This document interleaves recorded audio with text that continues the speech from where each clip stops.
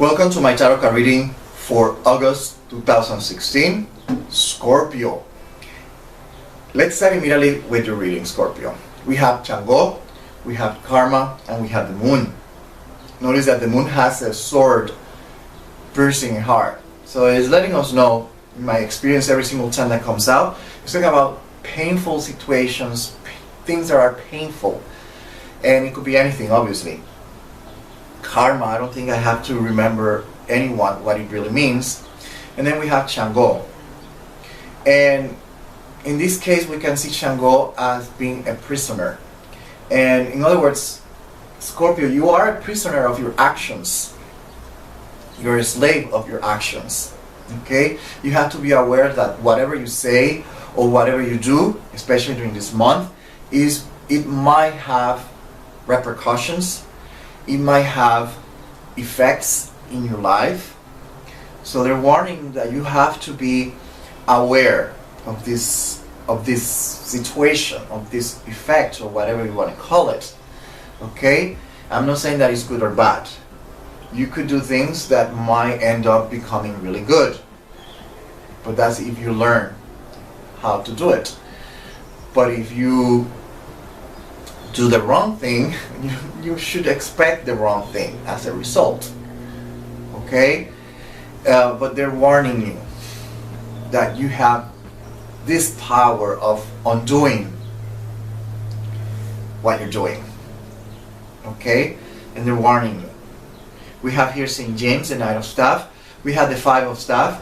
And St. Thuris, the Star. And once again, the hand is letting us know that you technically have the power of undoing what you're doing. Okay? Sounds funny, but that's the only way I can express it that you probably get it. And you have the power of undoing what you are doing. Okay? They're letting you know beforehand, even though we have St. James and St. Thuris, the Star, that is technically letting us know that some way or somehow you are going to find your way out. You're going to do that eventually. But, it's better to prevent, like we say in Spanish, than then being suffering later on, the consequences. And they're warning you. Okay? So open your eyes, be aware of the situations, and think before acting. Think before saying anything. Okay? We have here the Five of Coins, Pentacles, the King of Pentacles, and the Strength. And once again, this is letting us know that some way, somehow, you're going to feel like a door has been shut down. You might feel like someone has closed a door for you, for whatever reason. Or it could mean that you are not seeing the door that is right before you. Whatever it is, the tarot cards anyhow, is letting us know that you sound like a little bit desperate during this month, looking, searching for help. The other two cards are showing that you are going to find that help, and everything is going to be normal again. But you have to, in the meantime, you have to be strong and be able to deal with the situation during this month. You have to resist is the best word I can find during this month. Just take a deep breath and relax. Because at the moment, the solution is going to be a little bit difficult to find. Especially if you are the one closing the door, then you realize that it was the wrong move. Okay?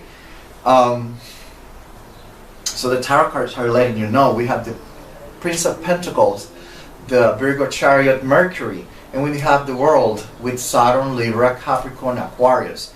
So in other words, the first thing is they're letting you know that things are going to come to an end. And highly probable you are the one behind this. You are the one closing the doors. And they're letting you know that you have to be careful because you can undo what you are what you're doing. Okay, they're letting you know, and they're warning you to be careful. Okay, we have that. And then Virgo, Mercury, again, they're letting you know that you have to be very careful. You have to analyze things very, very carefully before you do anything, because you might be undoing what you're doing. Okay, it might be counterproductive, whatever you're going to say or whatever you're going to do during this month. Does it make sense? I hope so. Okay, for example, health-wise, what it means is, let's say that you have cancer, or you had cancer, and you start, let's say, lung cancer, and you start smoking. So you are undoing what you're doing. You know what is going to happen. You know how it's going to end, unless you don't care, and you are just facing the fact of your action. So you just be mentally prepared that you know that it's going to get worse, and where you're going to end. I'm just giving you an example of what it might mean. Okay, if you know that you have a health issue, but you keep doing what is not helpful, is going to be very counterproductive, and you are undoing everything. You're undoing your health. Okay, and then you have to be aware that you have to face the consequences.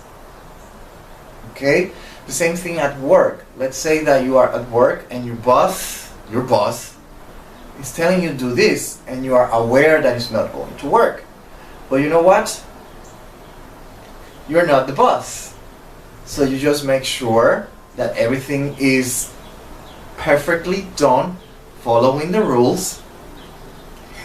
Cover your ass, but at the same time do what your boss is telling you, because you know what, at the end it's not your problem, it's not your responsibility. So don't go over your boss, because then you're going to face the consequences of your actions, and then you're going to be undoing what you are doing. Okay, and then you're closing a door for yourself. That might mean you're going to get fired. In other words, I'm just giving you an example what it could mean. Okay? The same thing in a love relationship. Let's say that you are with someone that loves drinking. You know that he's abusive. You know that his behavior changes when he gets drunk. You know that he loves cheating. So you're seeing the pattern. But you think that when you get married, everything is going to change. So you're fooling yourself. You are technically undoing what you're doing. And you are the master of your destiny here.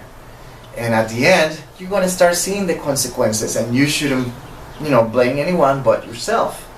Because you blinded yourself thinking otherwise. Okay? I'm just giving you just one example so you have an idea of the dynamic of the energy that is bringing forward. Okay, if you are in a relationship and you know that it's not going to work, it's not working, what makes you think that the marriage is going to solve it?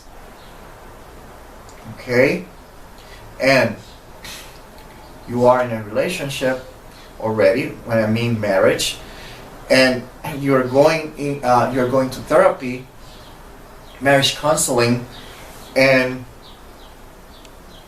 is not working,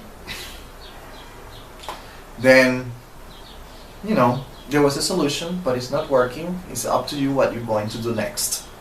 Okay, you have to weight the pros and the cons. Okay, I'm just giving you examples so you have an idea of what the energy is bringing forward and how it could manifest. Okay, that's all I have for you, until the next one.